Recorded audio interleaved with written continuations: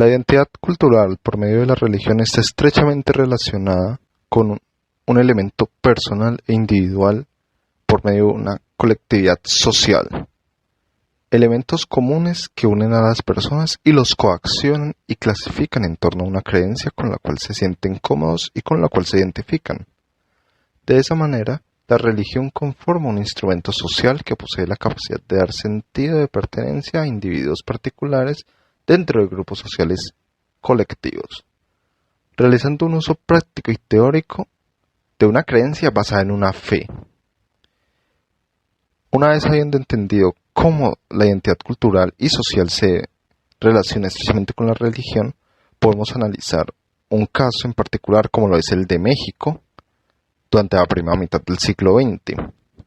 Pero para esto hay que remontarnos un poco antes del siglo XX, a finales del siglo XIX, cuando la encíclica Rerum Novarum, promulgada por el Papa León XIII, exponía el plan de la Iglesia Católica para hacer frente al comunismo y poder inmiscuirse en las esferas proletarias dentro de la sociedad, donde ya había perdido toda su influencia, o aunque sea una mayor parte, tanto en el ámbito social, cultural y político.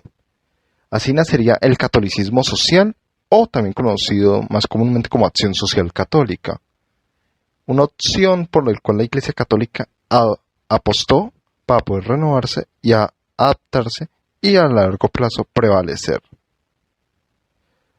Aquí es donde debemos entender cómo la religión católica empezó a aportar a la creación de una identidad en el orden popular mexicano.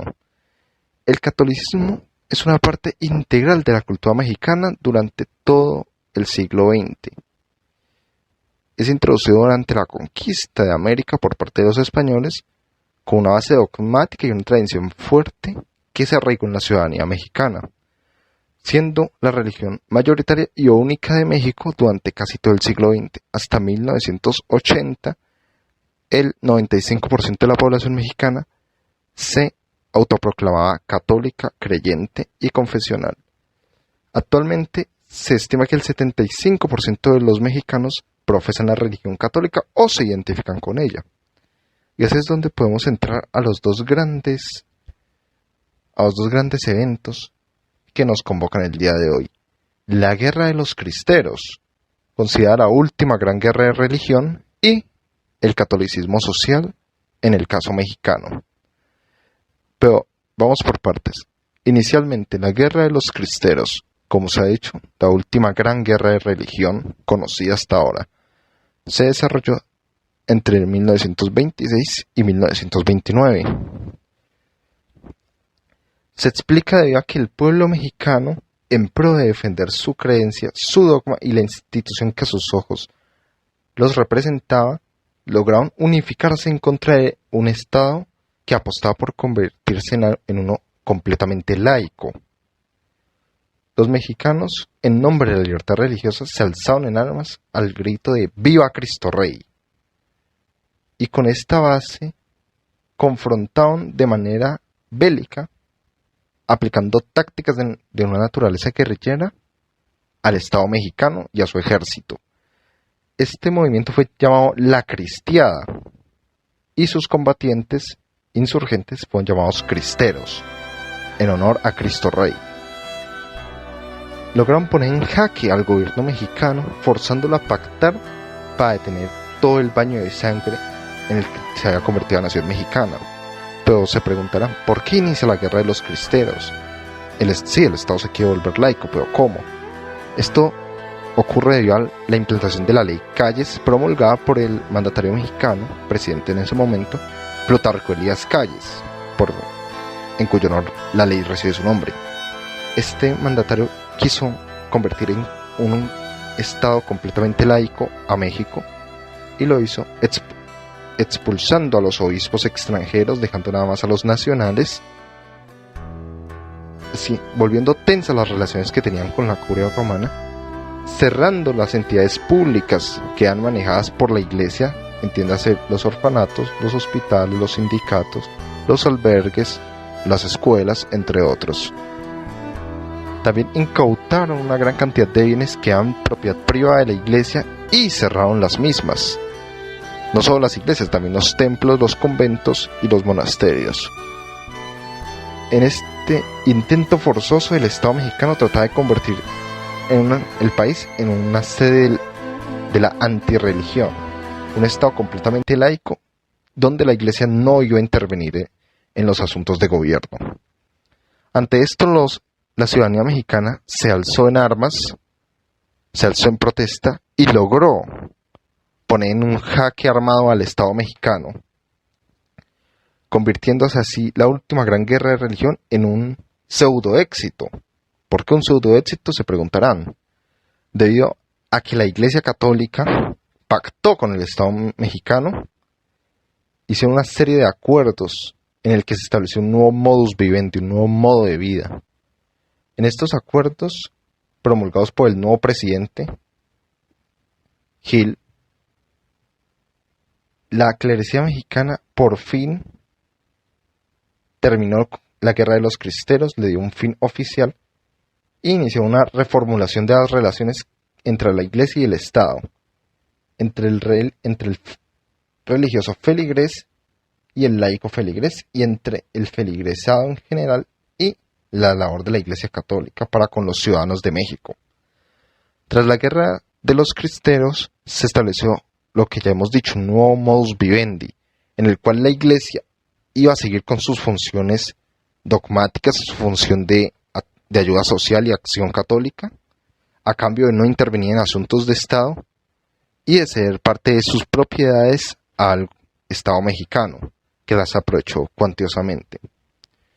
Por un lado, tenemos esa cuestión de la guerra de los cristeros y el nuevo modus vivendi que se estableció.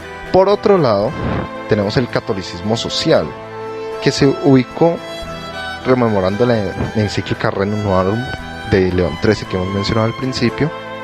Se posicionó como un movimiento en el cual el catolicismo y la Iglesia Católica asumieron una postura de intervencionismo en las múltiples esferas de índole social entre la feligresía laica. Por ejemplo, empezaron a crear sindicatos católicos de trabajadores para poder acercarse a los movimientos obreros y proletarios. Empezaron a crear asociaciones juveniles para acercarse a los jóvenes laicos y poder moldearlos en torno a una serie de finalidades y poderlos guiar por el camino que se creía presuntamente correcto. Esos, entre otras varias modalidades de acción efectuadas por la Iglesia Católica durante todo el siglo XX, con el fin de arraigarse en la sociedad cada día más laica. El catolicismo social en sí mismo se comprende como una acción social estructurada por la Iglesia Católica o por las autoridades eclesiásticas en general, que se destinan a contribuir o mejorar o inclusive transformar la calidad de vida de todos los feligreses laicos, ya sea en torno a sus condiciones sociales, materiales o económicas. Por ello mismo, podemos entender estos dos elementos. Primero, el de la guerra cristera, última guerra de religión, y el de la acción social católica, como partes de la identidad cultural de México en esta época. Un pueblo mexicano fervientemente católico, profesante de su religión, que vio la necesidad de defenderla cuando el gobierno quiso arrebatárselas, alzándose en armas a un grito enardecido en honor a un santo, a Cristo Rey, así defendiendo su religión y aceptándola como una parte integral de su vida y de su identidad propia, algo que los reúne, pese a que no se conozcan, bajo un solo estandarte, el de la cruz y el de Cristo Rey, en fin, el de la Iglesia Católica. Asimismo, también podemos entender el catolicismo social como una parte integral de su identidad, una Iglesia Católica que como institución multinacional se inmiscuía en las esferas múltiples del proletariado mexicano para poder prevalecer y poder adaptarse a los nuevos tiempos que iban surgiendo con el inicio del siglo XX.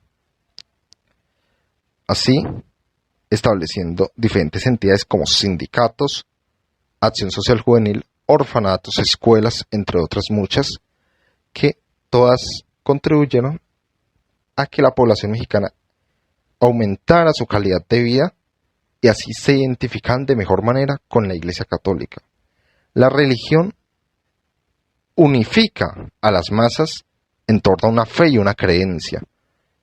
La religión católica, en el caso mexicano, al ser la predominante, logra unificar a toda la ciudadanía mexicana en torno a unos ideales, los ideales católicos de su acción social y de defender su fe, incluso por las vías armadas si es necesario. Así es como se comprende la acción social católica y la guerra cristera en el marco de la identidad social y cultural mediada por la religión y definida por la misma.